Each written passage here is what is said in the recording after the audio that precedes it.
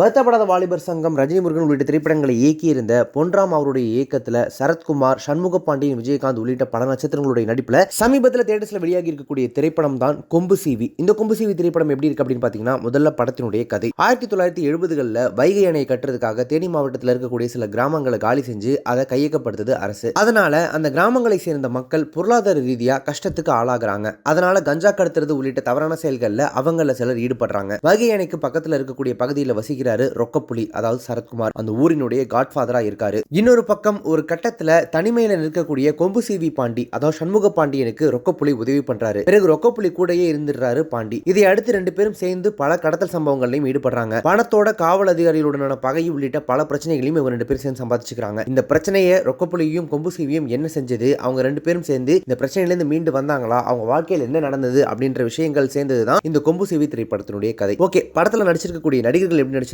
அப்படின்னு பாத்தீங்கன்னா, கோபம், கெத்தான உடல் மொழி என மதுரை சம்பவக்காரராக நிமிர்ந்து நிற்கிறாரு கதையின் நாயகன் சரத்குமார். எஸ், இந்த படத்தினுடைய நாயகன் அவர்தான். அது மட்டும் இல்லாம ஆக்ஷன் காலத்துல துள்ளல் குறையாத அவருடைய அந்த புத்துணர்ச்சி, சீரியஸான ஒரு ஃபேஸ் ரியாக்ஷன் வச்சுக்கிட்டு அவர் செய்யக்கூடிய அந்த நையாடிகள் எல்லாமே கலகலப்புக்கு கேரண்டியா இருக்கு. ஆனா வெள்ள தாடி, மீசை என அவருடைய அந்த மேக்கப் மட்டும் ரொம்ப செயற்கையா படம் முழுக்க துருத்திக்கிட்டே நிக்குது. இந்த பக்கம் எதிரிகளை அடித்து பறக்க விட்டு வெற்றி நடை போடக்கூடிய ஆக்ஷன் அவதாரத்திலையும் கோப ரியாக்ஷன்களை வெளிப்படுத்துற இடங்கள்லயும் மட்டுமே கச்சிதம் காட்டி கைத்தட்டல்களை வாங்கிக்கிறாரு சண்முக பாண்டியன், விஜயகாந்த். இருந்தாலும் ஒரு சில இடங்கள்ல எட்டி பார்க்கக்கூடிய அந்த ஓவர் ஆக்டிங்கை கண்டிப்பா குறைச்சிருந்திருக்கலாம். அதே மாதிரி மதுரை ஸ்லாங்க பேசுறதுல அவர் ஒரு முழுமையான விஷயத்தை கடைபிடிக்காதது பல இடங்கள்ல உறுத்தலா தெரியுது. அதாவது சில இடங்கள்ல மதுரை ஸ்லாங் நல்லா பேசிடுறாரு, ஆனா ஒரு சில இடங்கள்ல அவர் மதுரை ஸ்லாங் தான் பேசுறாரா அப்படின்றதே தெரியல. அவர் பாட்டுக்கு நார்மலா பேசிட்டு இருக்காரு. காவல் அதிகாரியாக கதாபாத்திரத்திற்கு தேர்ந்த நடிப்பை கொடுக்காம தட்டு தடுமாறி பாஸ் மார்க் வாங்குறாங்க படத்தினுடைய கதாநாயகி தர்ணிகா. டெம்ப்ளேட் காமெடி கதாபாத்திரங்களுக்கான விஷயங்கள் அடங்கி இருந்தாலும் கூட அதை சுவாரஸ்யமாக்கி கலகல எபிசோடுக்கு ஸ்டேரிங்க திருப்பி இருக்காரு கல்கி ராஜா. இவங்களோட ஓரிரு காமெடிகளை மட்டுமே செஞ்சுட்டு போகக்கூடிய காளி வெங்கட், மரியம் ஜார்ஜ், தருண் கோபி போன்றோருக்கு படத்துல பெரிய அளவுல எந்த வேலையும் கிடையாது.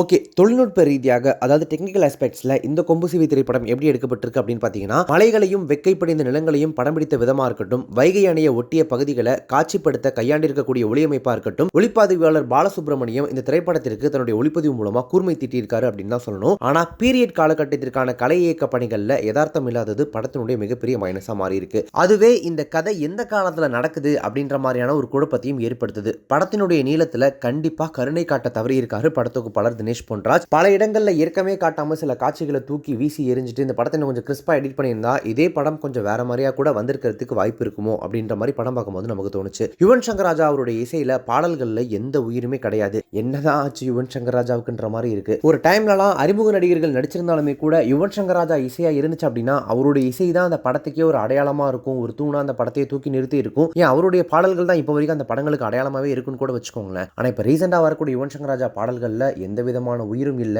எஸ், அந்த பழைய யுவனை எல்லாருமே மிஸ் பண்றோம். இந்த படத்திலையும் அந்த பழைய யுவனை காணம் தான். பின்னணி இசையில இடைவேளை காட்சியில மட்டுமே ஃபயர் மூடுக்கு போயிருக்கக்கூடிய யுவன் சங்கர் ராஜா மற்ற இடங்கள்ல படத்துல பின்னணி இசையில கூட தன்னுடைய மேஜிக்கை நிகழ்த்தாதது கண்டிப்பா ஏமாற்றமே. காமெடி, ஆக்ஷன் என தனக்கு பழக்கமான ட்ராக்ல வண்டியை நகர்த்தி இருக்காரு இயக்குனர் பொன்ராம். முதற் பாதியில, அதாவது படத்தினுடைய ஃபர்ஸ்ட் ஹாஃப்ல அங்கங்க வரக்கூடிய சில காமெடிகள் மட்டுமே படத்திற்கான அந்த சிரிப்பின் வேல்யூமை கொஞ்சோண்டு கூட்டுது. குறிப்பா அந்த லாரி சீன் எபிசோடு ஒரு நல்ல காமெடி மெட்டீரியலா ஒர்க் ஆச்சு. ஆனா பெரும்பாலான இடங்கள்ல எக்ஸ்பைரியான காமெடி வசனங்கள் நம்மளுடைய பொறுமைக்கும் சவால் விடுது.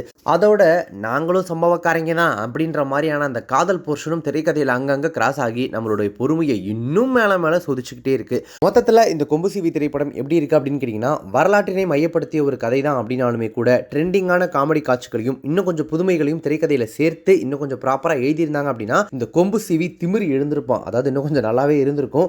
ஆனா இப்போ ஏதோ ஒரு ஓல்டேட்டட் மூவியை அவசர அவசரமா எடுத்து ரிலீஸ் பண்ண ஒரு ஃபீல் தான் இருக்கு. ஆனால் பார்க்கும்போது பல காட்சிகள்ல எல்லாம் ஆல்ரெடி வந்த படம் தானப்பா, எல்லாம் இந்த சீன்லாம் ஆல்ரெடி பார்த்தது தானப்பா அப்படின்ற மாதிரியான ஒரு ரிப்பீட்டட் ஃபீலை பல இடங்கள்ல இந்த திரைப்படம் கொடுக்கறது இந்த படத்தினுடைய ஒரு மிகப்பெரிய மைனஸா மாறி இருக்குன்னு சொல்லலாம். மற்றபடி எந்த எதிர்பார்ப்பும் இல்லாம சும்மா பொழுது போல டைம் பாஸ்க்கு அப்படியே போயிட்டு தியேட்டர்ல உட்காந்து அப்படின்னு நினைச்சீங்கன்னா நீங்க போயிட்டு ஒரு தடவை பார்த்துட்டு வரக்கூடிய ரொம்ப ஆவரேஜான ஒரு திரைப்படம் தான் இந்த கொம்பு சீவி.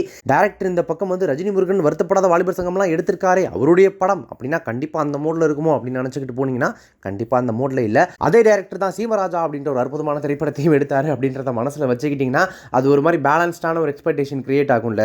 அந்த பேலன்ஸ்டான எக்ஸ்பெக்டேஷனுக்கு இந்த திரைப்படம் கண்டிப்பா ஜஸ்டிஃபை பண்ணும். கண்டிப்பா சண்முக பாண்டியன், விஜயகாந்த் அவர்களுக்கு இந்த திரைப்படம் ஒரு சின்ன மைலேஜ் ஏற்றும். அடுத்தடுத்த திரைப்படங்கள் இன்னும் கொஞ்சம் ப்ராப்பரா சூஸ் பண்ணார் அப்படின்னா அவர் ஒரு மிகப்பெரிய இடத்தை அடையிறதுக்கான வாய்ப்புகள் இருக்கு. பொறுத்திருந்து பார்க்கலாம். நீங்க இந்த கொம்பு சீவி திரைப்படத்தை பார்த்துட்டீங்க அப்படின்னா படத்தை பத்தின உங்களுடைய கருத்துக்கள் என்ன, ரிவ்யூ என்ன அப்படின்றத கமெண்ட்ஸில் மென்ஷன் பண்ணுங்கள்.